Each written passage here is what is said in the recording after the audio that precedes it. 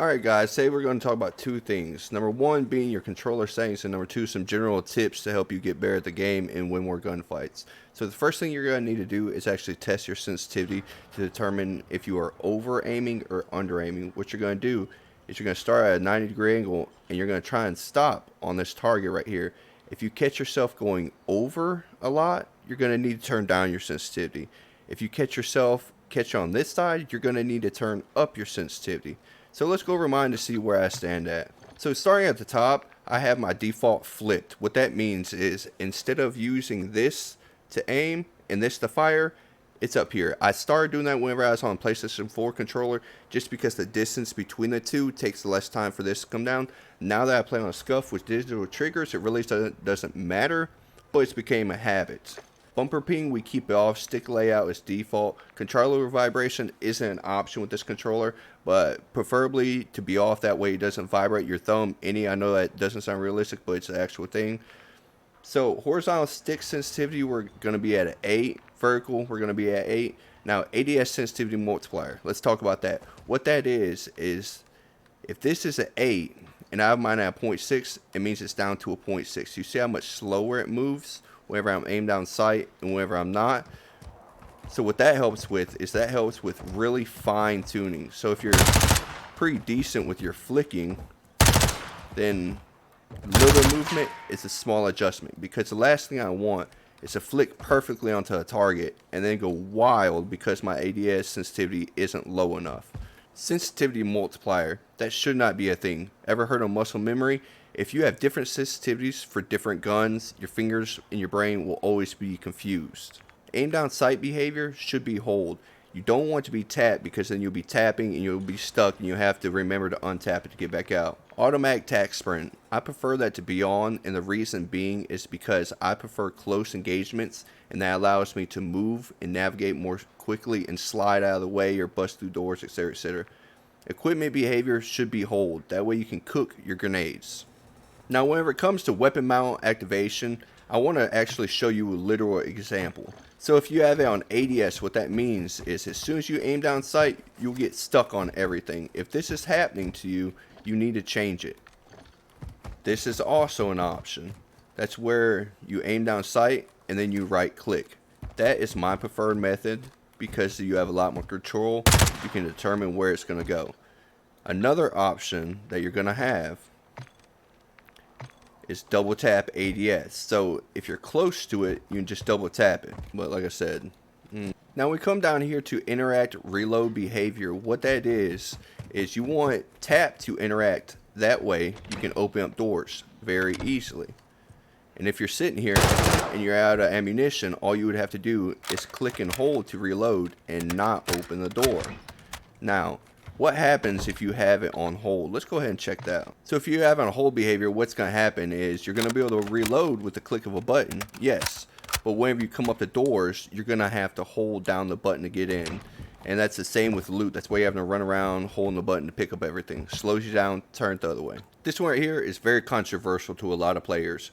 Armor plate behavior. Do you want them all to go in at one time, or would you be able to pick when you put your plates on? Me personally, I prefer one plate, because what happens if you get into an engagement right here and you're putting on plates right here and he runs around the corner and you're stuck putting in 3 plates? What are you going to do? I mean, you can double triangle to get out of it, or double Y depending on what controller you're on, but realistically you need to have control over how much gets put in, if you know what I'm saying. Aim response curve type, you have 3 of them: standard, linear, and dynamic. Starting at the top, what this essentially means is when you're aimed down sight and you barely move your stick, your sensitivity, instead of like mine being at an 8, it will actually turn it down to something like a 2 or 3. So linear, what linear means is if you're at an 8, you're always at an 8, no matter how much you move that little stick.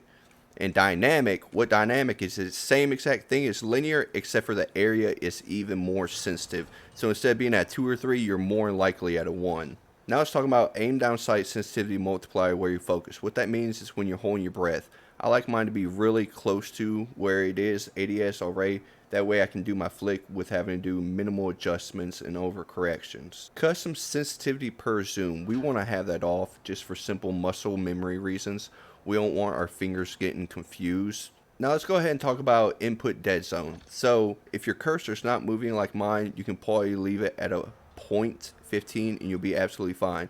Now, the more your stuff is moving around like this, the higher you will indeed need to take up your input dead zone.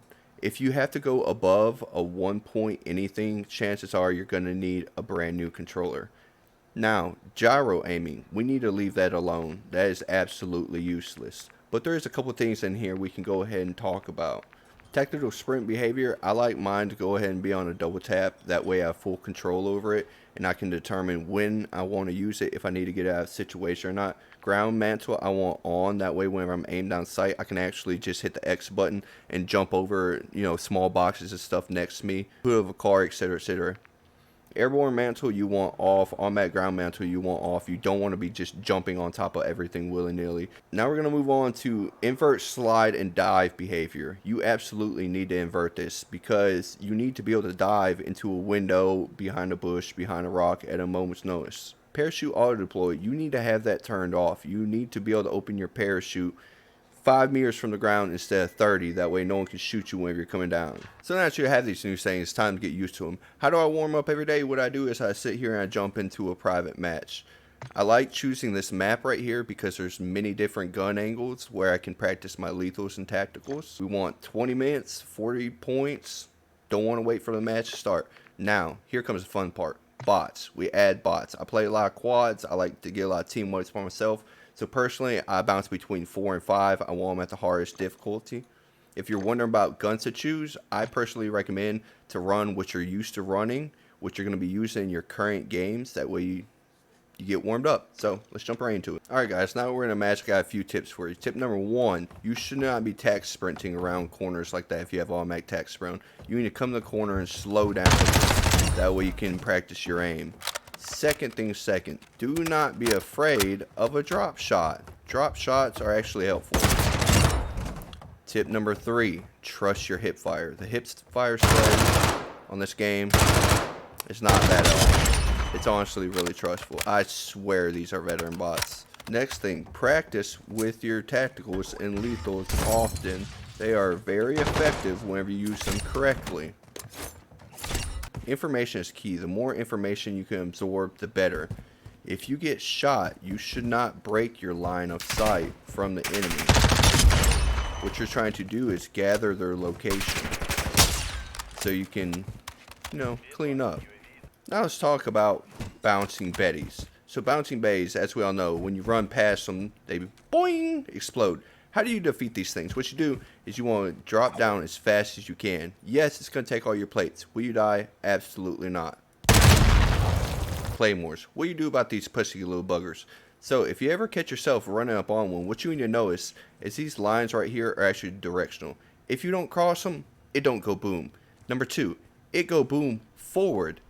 It don't go boom backward. So let's say you're running and you're like, oh shit, dolphin dive over it and you'll be okay.